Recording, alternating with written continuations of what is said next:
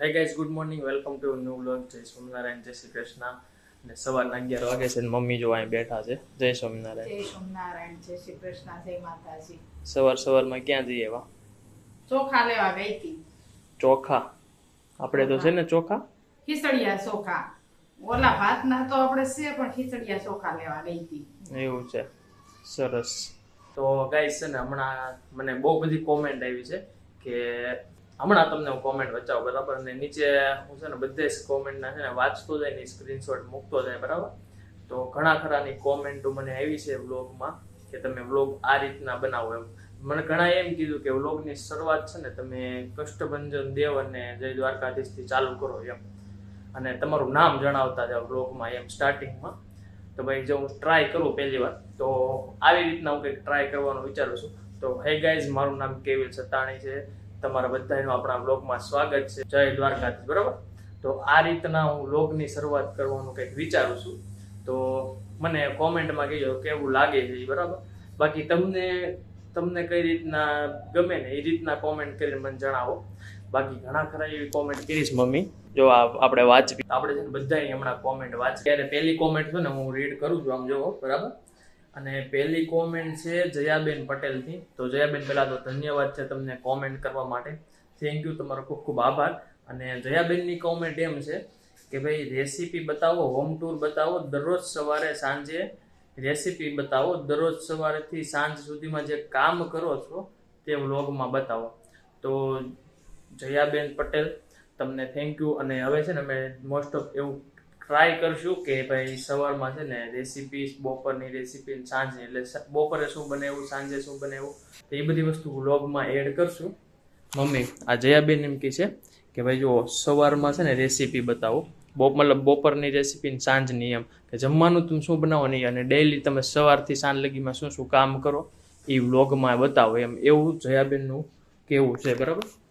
તો જયાબેન, અમને પોસિબલ થશે ને તે બધી વસ્તુ અમે બતાવી દઈશું, બરાબર? તમે એમ કોમેન્ટ કરી છે કે નાઇસ વ્લોગ, તો થેન્ક યુ તમને, બરાબર? વ્લોગ જોવા બદલ તમારો ખૂબ ખૂબ આભાર. અને બીજી કોમેન્ટ છે મિત્તલબેન મિસ્ત્રી. તો બીજી કોમેન્ટ છે મિત્તલબેન મિસ્ત્રીની. તો એણે એવું કોમેન્ટ કર્યું છે, નાઇસ વ્લોગ, જય શ્રી કૃષ્ણ. તો પહેલાં તો જય શ્રી કૃષ્ણ અને થેન્ક યુ વ્લોગ જોવા બદલ તમારો ખૂબ ખૂબ આભાર, બરાબર? જય શ્રી કૃષ્ણ. જય શ્રી કૃષ્ણ. હા, મમ્મી આમ જો નખ કાપવા મીણા છે. ના એમાં હું છે, દુખે છે, આ પાક્યો છે ને એટલે એવું થઈ ગયો. દુખે છે? વાગ્યું તું કઈ? વાગ્યું નહીં, આ સાબુ નડતો હોય ને, હમણાં કપડા જાતે ધોવશું એટલે. અચ્છા, વોશિંગ મશીનમાં ધોવાય ને? તો વોશિંગ મશીનમાં ઘણા કપડા હોય, વોશિંગ મશીનમાં નાખ્યા તો અત્યારે વોશિંગ મશીનમાં જ નહીં ખાસડતા, એવું છે? જાતે ધોયા. સરસ. અને એક બીજી કોમેન્ટ હોય કે જનરલ હોય, અમારા એ ફ્રેન્ડ છે ને એ જનરલ આપણી ડેઈલી વિડીયોમાં કોમેન્ટ કરતા હોય, બરાબર છે? હરપાલભાઈ ચુડાસમા. તો હરપાલભાઈને કેવું એમ છે જય માતાજી. તો હરપાલભાઈ, જય માતાજી, તમને ખૂબ ખૂબ આભાર છે કે તમે ડેઈલી વ્લોગ જોવો છો અને ડેઈલી આપણી વિડીયોમાં કોમેન્ટ કરો છો. અને એક છે દિલીપભાઈ પાઢેરિયા. તો તમને પણ ખૂબ ખૂબ આભાર છે. અને તમે ડેઈલી કોમેન્ટ કરો ને ડેઈલી વિડીયો જોવો છો, એટલા માટે તમને ખૂબ ખૂબ આભાર છે બધાને. અને એક નામ મને આઈડિયા નથી, આઈડીનું નામ એવું છે કે કોમેડી શોર્ટ્સ, પણ એ ભાઈની પણ ડેઈલી કોમેન્ટ હોય છે, બરાબર? તો જય માતાજી, તમને પણ ભાઈ ખૂબ ખૂબ આભાર તમારો કોમેન્ટ કરવા બદલ. આવી રીતના અમુક કોમેન્ટો છે, બરાબર? તમે કોમેન્ટ કરો કે ભાઈ બહુ અવાજ આવે છે શેરીમાં, છે ને આ રિક્ષાવાળા ભાઈ આવ્યા ને, આપણે જે કેવું કહેવાય ગેસનો બાટલો લે, તો એનો વોઇસ વધારે આવ્યો, પણ કાંઈ વાંધો નહીં.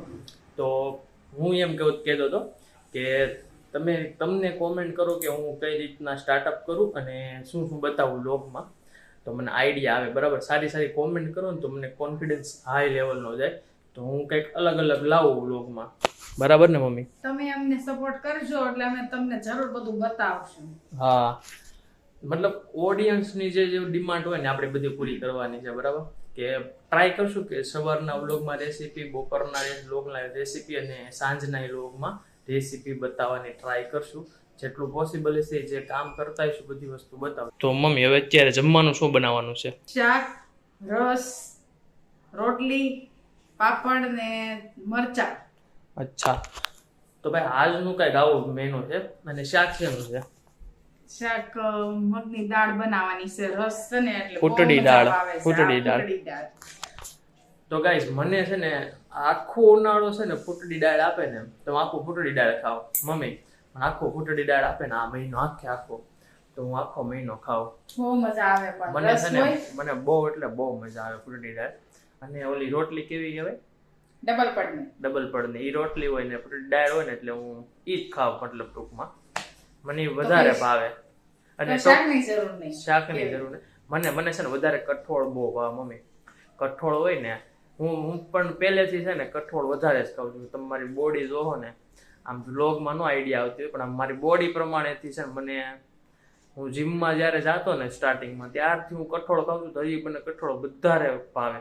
શાક વેજીટેબલ કરતા મને કઠોળ બહુ ભાવે. કઠોળનું શાક હોય ને એટલે આપણું ફેવરિટ એમ કોઈ બી કઠોળનું શાક. જીમમાં જઈને તે બોડી બનાવી ને પણ જીમમાં જઈને બોડી બનાવી પણ એમાંથી મને છે ને કઠોળ વધારે ભાવવા મળ્યા. પેલા શાક ભાવતા અમુક કે બહુ આ ભાવે પણ કઠોળના શાક હું પેલા ખાઉં. ખવાય કઠોળના શાક ખવાય. કઠોળના શાક તમે જેટલા ખાવ ને એટલા સારા.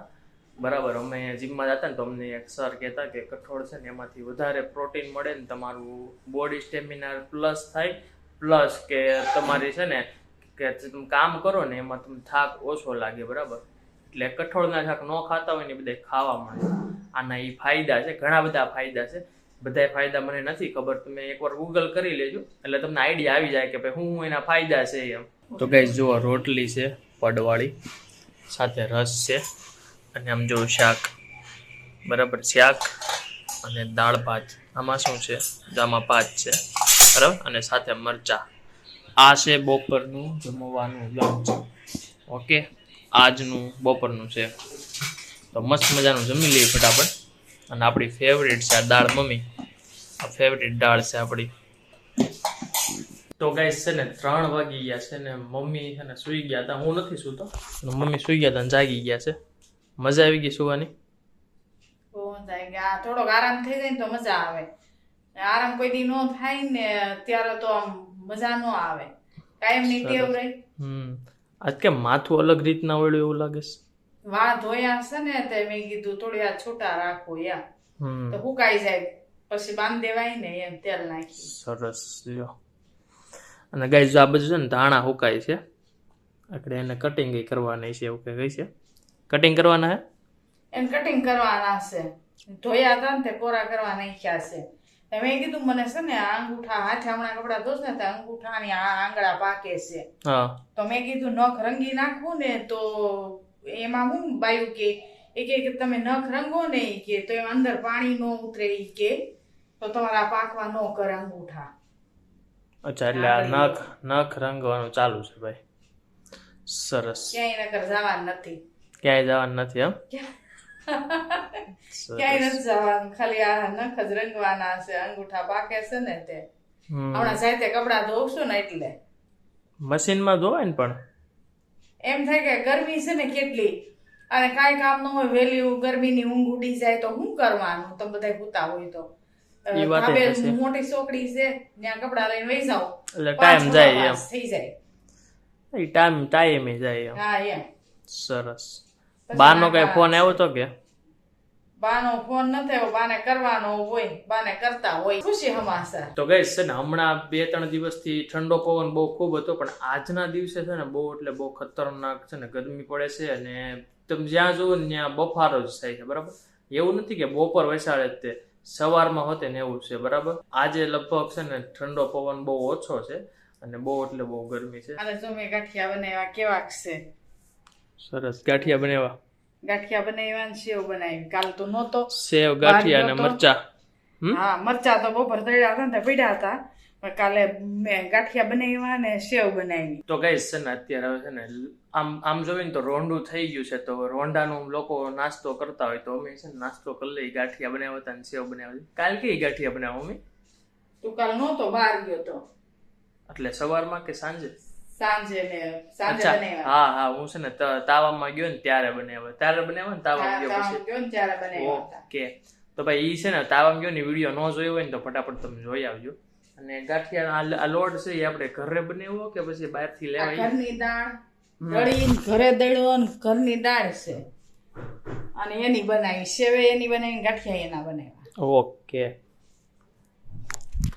તો નેક્સ્ટ વખત છે ને બહુ મસ્ત ગાંઠિયા બન્યા હતા, મસ્ત સેવ બની હતી. આ વખતે પાછી ટ્રાય કરી છે, કેમ કે નકર મોસ્ટ ઓફ અમે છે ને બહારથી છે ને લોટ ઓલો કરી આવી ફરસાણવાળા પાસેથી. તો આ વખતે છેલ્લા 2 વખતથી છે ને હાથે અમે લોટને બધું બાંધવી છે, તો સારા બને છે એમ. એમાં શું છે, આ ઘરનો લોટ છે ને એના 2 વખત હું લોટ ના ગાંઠિયા બનાવું ઘરના, પણ બહુ મસ્ત બને છે.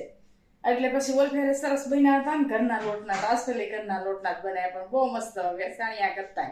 આપણે 12થી લોટ લેવી ને એ કરતા લોટના બહુ મસ્ત બન્યા. ઓકે, તો તમારે છે ને એની રેસીપી જોતી હોય તો કોમેન્ટ આમાં જોહે મારે, એટલે બહુ બધી કોમેન્ટ કરો તો અમને આઈડિયા આવે કે ભાઈ તમારે જોતી છે કે નથી જોતી એમ રેસીપી.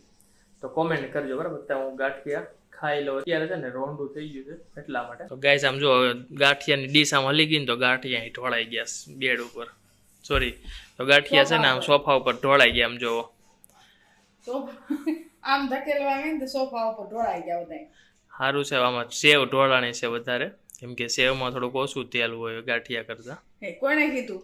હું કહું છું એમાં એવું હોય પણ એમ નહીં, મતલબ શું હી લીધું હોય ને એટલે આમાં અડ્યા નહીં. આમ જો ઓછું હોય હા એમ, અને આમાં મોણ હોય, એટલે આમાં મોણ હોય એટલે વધારે હોય.